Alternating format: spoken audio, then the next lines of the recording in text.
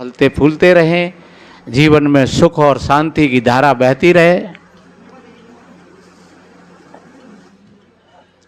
आप बहुत काफ़ी देर से संत और भक्तों के माध्यम से और यहाँ बड़े बहुत बढ़िया अच्छे अच्छे गाने वाले वक्ता भी भले ही थोड़ा बोलें, लेकिन वो थोड़े में बहुत बता देते हैं। और वैसे ऐसा भी कहा है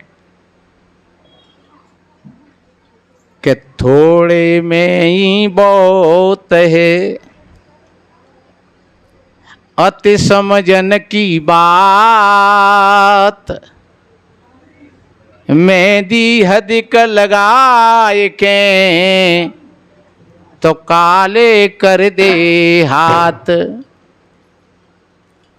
जो अच्छी मेहंदी होती है वो थोड़ी लगाई जाती है, और अच्छी मेहंदी अगर ज्यादा लगा दी तो हाथ काले हो जाएंगे। बजाय सौंदर्य की और हाथ असुंदर हो जाएंगे। इसीलिए महान पुरुषों ने अच्छी बातों को थोड़े में ही कहा है, और जहाँ अच्छी बातें जिन भाई बहनों के जीवन में आ जाती हैं उनका जीवन बढ़िया बन जाता है। इस बात को हम बार बार कहते हैं कि अपने दिल से इस कल्पना को निकाल देना कि हमको कोई दुख दे रहा है या कोई हमको सुख देगा, या किसी देवी देवता की प्रार्थना करके या किसी नदी सरोवर में स्नान करके हमारे पाप छूट जाएं, तो ये काल्पनिक बात है। ऐसा नहीं होता है। एक बार ऐसे ही हम बोल रहे थे, एक बूढ़े बाबा जी ने कहा, बाबा महाराज जी, गंगा जी में स्नान करने से पाप तो छूट जाते हैं। हमने कहा पहले आप ये विचार करिए कि पाप किसको कहते हैं। गंगा जी को देव नदी कहा है, बहुत अच्छी बात है, अच्छा पानी है, पवित्र पानी है, लेकिन उसके ऊपर अगर हमने किसी की हत्या कर दी तो आपको कोर्ट माफ नहीं करेगा, आपको आपका कर्म माफ नहीं करेगा। अगर आपने किसी की चोरी की है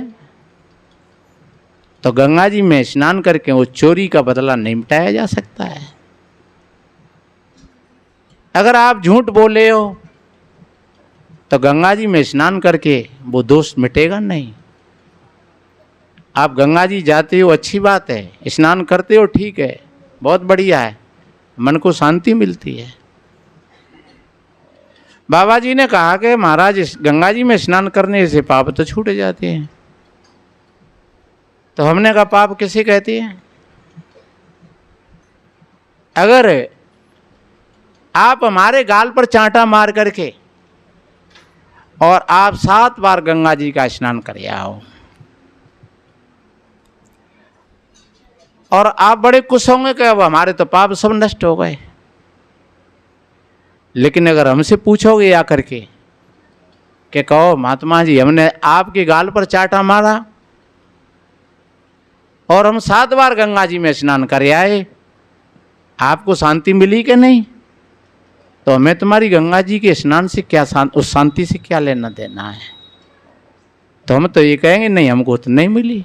हमको तो शांति मिलने का 2 ही कारण है, या तो आकर के कोई क्षमा मांगे कि साहब हमने गलती हो गई, इसका प्रायश्चित करें, अरे साहब गलती हो गई और आप कुछ भी करिए, अब हम आपके सामने हैं, गलती तो हो गई हमसे।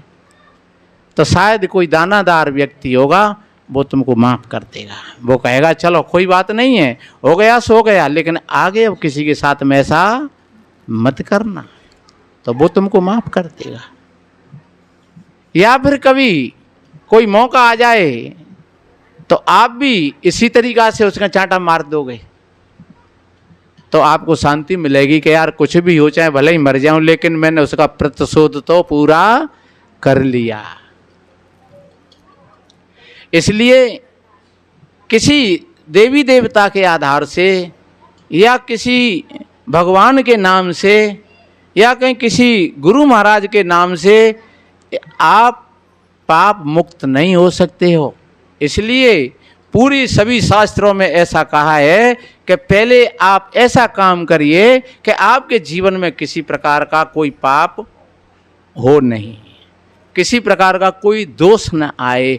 आप कभी भी बोलो तो विचार करके बोलो। कितना बढ़िया कहा है कि बिना विचारे जो करे सो पाछे पछताए, काम बिगाड़े अपना जग में होते असाय। जग में होती असाय चित्त में चैन न आवे, खान पान सम्मान राग रग कछु न भावे।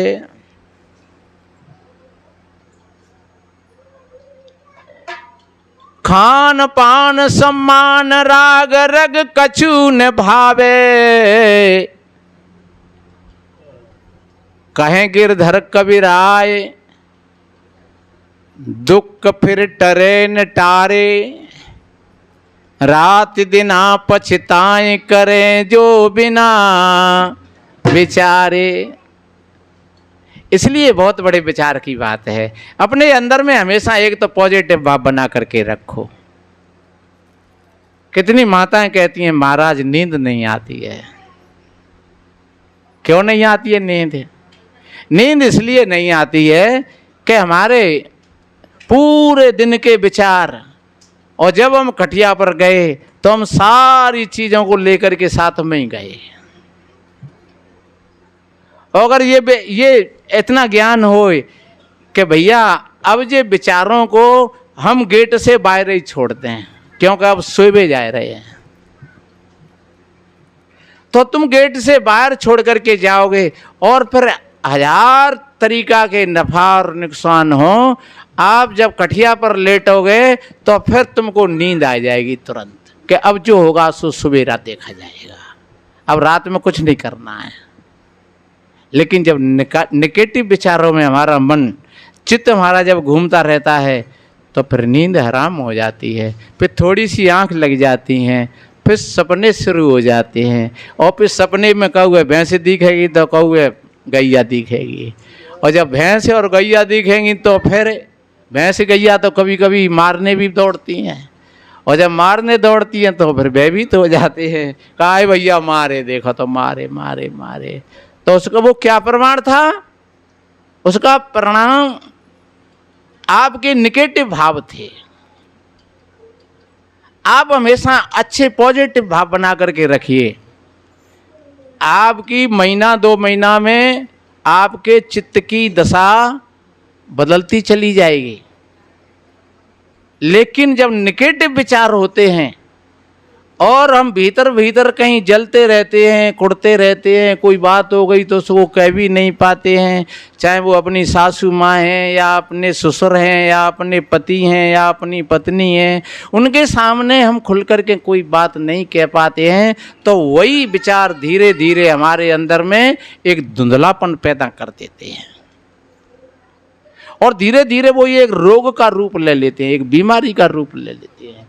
नहीं, किसी को सर्दी जुकाम हो जाए कोई बात नहीं है, किसी को थोड़ा बुखार आ जाए 1 दिन 2 दिन 4 दिन कोई बड़ी बात नहीं। शरीर है, ये रोगों की खान है, और बड़े बड़े ऋषि मुनि महात्माओं को भी ऐसा हो जाता है, तो इसमें घबराने की कोई आवश्यकता नहीं है। लेकिन ये एक वो बीमारी जो कितना है कि नवजिया वैद्य क्या देखे, मुझे गम की बीमारी है, नवजिया वैद्य क्या देखे। जब चित्त पर कोई बात ऐसी सवार हो जाती है, कोई ठेस लग जाती है, पत्नी की तरफ से लग जाए, पति की तरफ से लग जाए, भाई की तरफ से लग जाए, बेटाओं की तरफ से लग जाए, बाप की तरफ से लग जाए, तो वो ठेस लग गई, वो एक ऐसी बीमारी बना देती है चित्त में कि वो जीवन भर हमको सुख और शांति से नहीं जीने देती है। इसके लिए आपको अपने विचारों का रूपांतरण करना है क्योंकि विचारों के आधार से ही व्यक्ति भिखारी बन जाता है, और विचारों के आधार से व्यक्ति अमीर बन जाता है, और विचारों के आधार से डकैत बन जाता है, और विचारों के आधार से ही संत बन जाता है। विचारों का ही तो, अरे वाल्मीकि जी का क्या मतलब है, जिनको कहते हैं उल्टा नाम जपा जग जाना, और वाल्मीकि भये ब्रह्म समाना। उल्टे नाम का क्या मतलब है? लोग कहते हैं उन्होंने मरा मरा कहा, मरा मरा कहा। अरे मरा मरा नहीं कहा, उनके भीतर में वैचारिक धारा थी, वो पलट गई, इसलिए उल्टा हो गया। और जब उल्टा हो गया तो वो एक बहुत बड़े ऋषि बन गए। अरे मरा मरा, लोग कहते हैं वो पढ़े लिखे नहीं थे, ताते राम राम नहीं आई, और वो मरा मरा कहने लग गए। अरे जब मरा मरा कह लेंगे तो रामू राम कह लेंगे, दो ही अक्षर तो होते हैं वहाँ में का 8 पर रहे, कि वहाँ में कोई संस्कृत या उर्दू फारसी था। जो मरा कह सकता है वो क्या वो राम नहीं कह सकता था? पर राम की और मरे की बात नहीं है, बात है अपने चित्त को बदलने की। तो हम जब शाम को बैठें, अपने बढ़िया गुरु महाराज का ध्यान करें और अपने चित्त में बदलाव लाएं। किसी के साथ में अगर थोड़ा गलत किया है उसका प्रायश्चित करें, ये मैंने गलत किया है, ऐसा नहीं करना चाहिए था। और मौका लग जाए तो वो व्यक्ति चाहे कितना भी गरीब हो, कितना भी तुमसे छोटा हो, कितना भी तुमसे कमज़ोर हो, अगर तुमने उसके साथ में अगर गलत किया है तो तुम जरूर एक बार उससे माफ़ी मांग लेना, आपको शांति मिलेगी, सुख मिलेगा। आपको मौका आ जाए तो कह देना ये मेरी गलती हो गई, किसी कारण से हो गई, किसी के कहने से हो गई, या किसी मोह के वशीभूत हो गई, या काम के वशीभूत होकर के गलती हो गई, लेकिन ये गलती हो गई। और जिस समय तुम क्षमा मांग लोगे और प्रायश्चित कर लोगे थोड़ा, तो तुम हल्के पुल्के हो जाओगे, एकदम तुम्हारा मन हल्का हो जाएगा, और मन में बजाय टेंशन की और प्रसन्नता आ जाएगी, मन तुम्हारा प्रसन्न हो जाएगा। यही है मन की पवित्रता, यही है मन की निर्मलता। जब विभीषण मिलने के लिए आए श्री राम जी से, तो बानरों ने रोक रखा था और आकर के कहा, भगवान एक राक्षस आपसे मिलने के लिए आया है। तो कितनी बढ़िया बात कही, आने दो। उन्होंने कहा, पता नहीं है, जानी न जाए निशाचर माया, और काम रूप के कारण आया, पता नहीं है, इनका विश्वास नहीं है। तो उन्होंने कितना बढ़िया कहा कि निर्मल मन जन सो मोए पावा, मोए कपट छल छेद्र निभावा। कितनी बढ़िया बात कही भैया।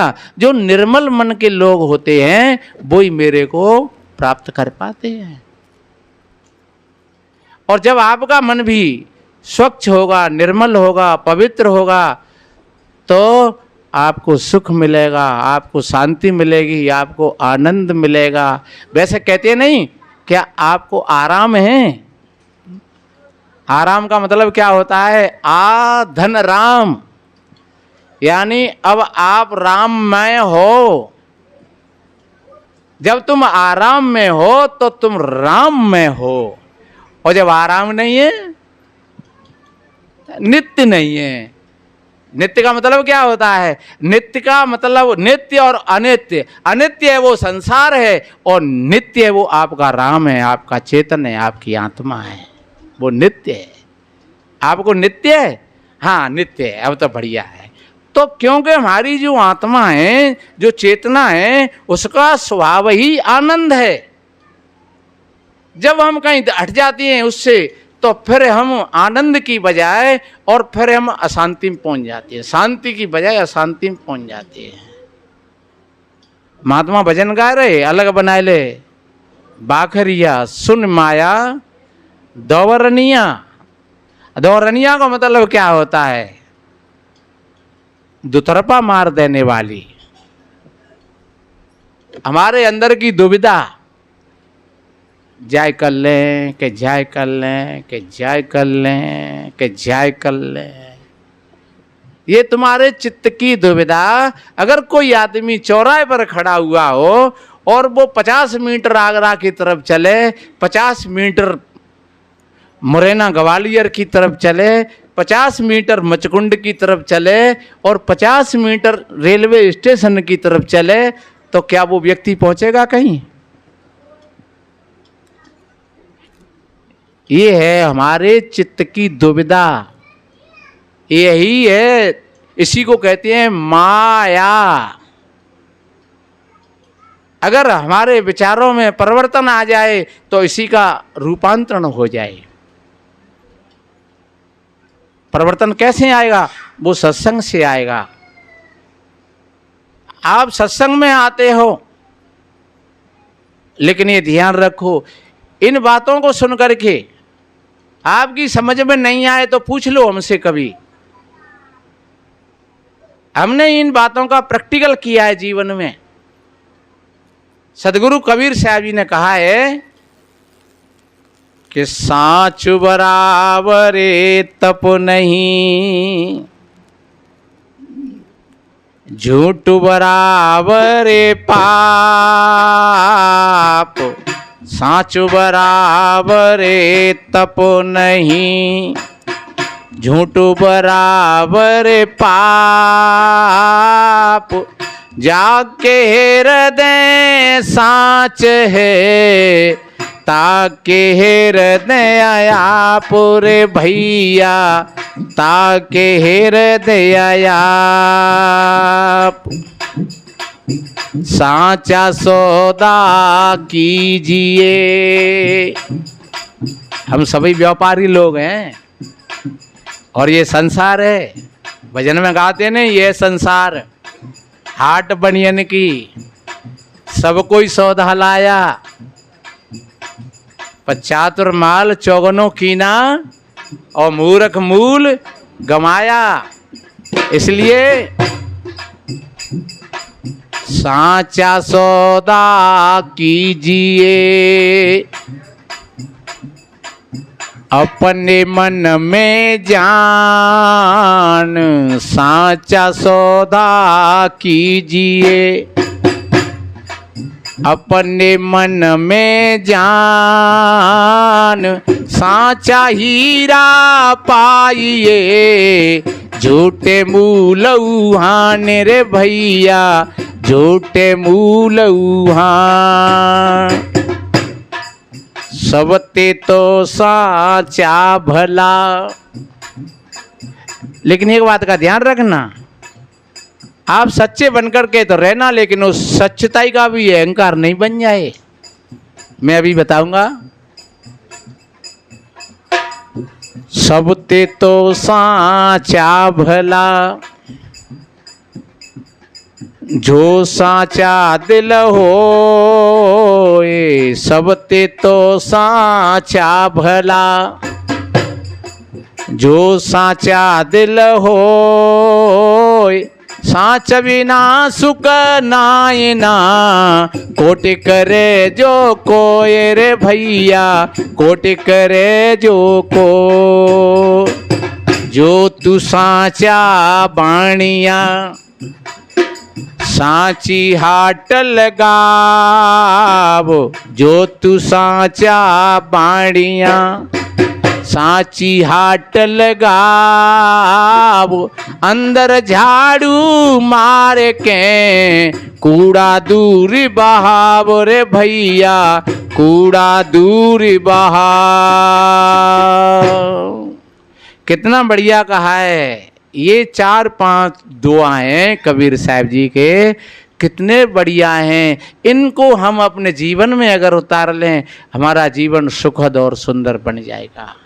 आपके जीवन में कोई किसी प्रकार का दुख और संकट देने वाला नहीं है, अगर आप सत्य के रास्ता पर आ गए तो। सबसे बड़ा सूत्र है ये। देखिए, सदगुरु कबीर साहब जी के सिद्धांत में उन्होंने भूखा मरने की बात नहीं कही कि आप भूखे मरना, आप व्रत रखना, आप उपवास रखना, ये बात नहीं कही। सदगुरु कबीर साहब जी ने ये नहीं कहा कि आप खड़ेश्वरी बन करके रहो या मौनी बन करके रहो, या आप अन्न को त्यागो दूधाहारी बनो, ऐसा नहीं कहा।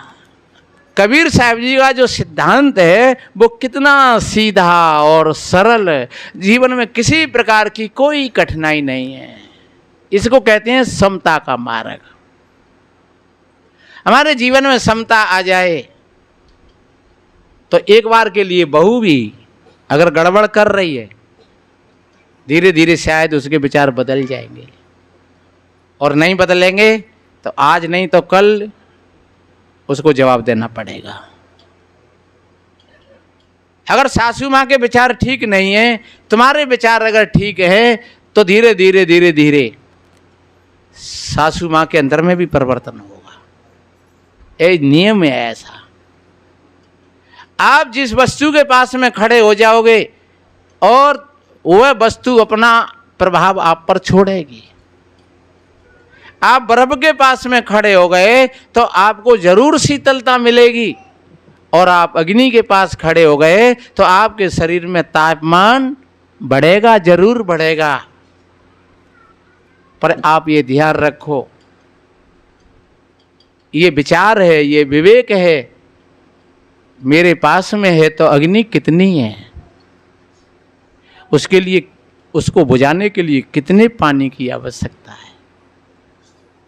मेरे पास में अगर ठंडी है तो कितनी है, थोड़ी गर्माई के लिए अग्नि की जरूरत है तो कितनी जरूरत है। आप सोच रहे होंगे महाराज ऐसी बात कर रहे हैं कि आदमी सब कुछ कर लेता है। हाँ, बताते हैं, एक बार एक आदमी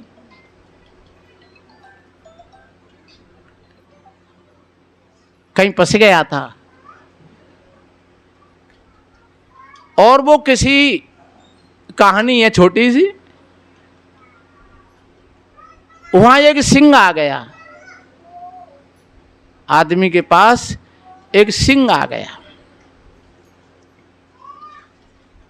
और बताते हैं कि वो आदमी जब खाना खा रहा था तो वो गर्म भोजन था,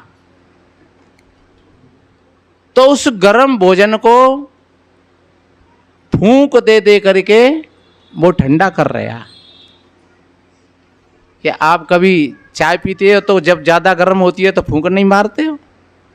फूंक मारते हो नहीं, फूंक मार के भाई अपने वातानुकूलित कर लेते हो। पर एक बात और बताएं, अगर कोई ठंडी चीज भी जब ज़्यादा बर्फ खाते हो तुम,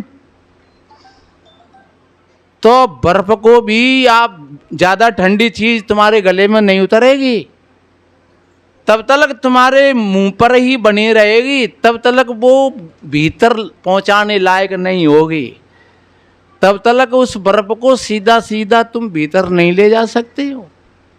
तो बर्फ जब तुम्हारे मुंह में लगी है और तुम भाई फेर रहे हो तो क्या कर रहे हो?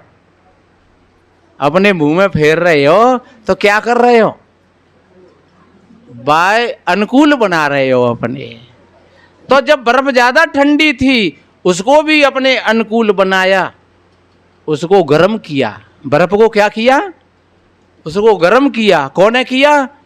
तुम्हारे मुंह ने, तुम्हारी जीभ ने, तुम्हारे भीतर के रस ने उस बर्फ को भी और अपने अनुकूल बना लिया, और अनुकूल बना करके तब भीतर भेजा। और रोटी गर्म थी, गर्म चीज आपके मुंह में जा रही है तो बाहुए क्यों फेर रहे हो भाई? सीधी सीधी क्यों ना ले जा रहे? बाहुए अनुकूल बनाए रहे हो धीरे धीरे। बस शेर ने कही, यार एक बात बता, जब ठंडा जब पानी था तेरे सामने तो तब तू उसको मुंह में फेर रहा था, और जब गर्म भोजन था तेरे सामने तब तू उसको मुंह में फेर रहा था। ये क्या कारण है?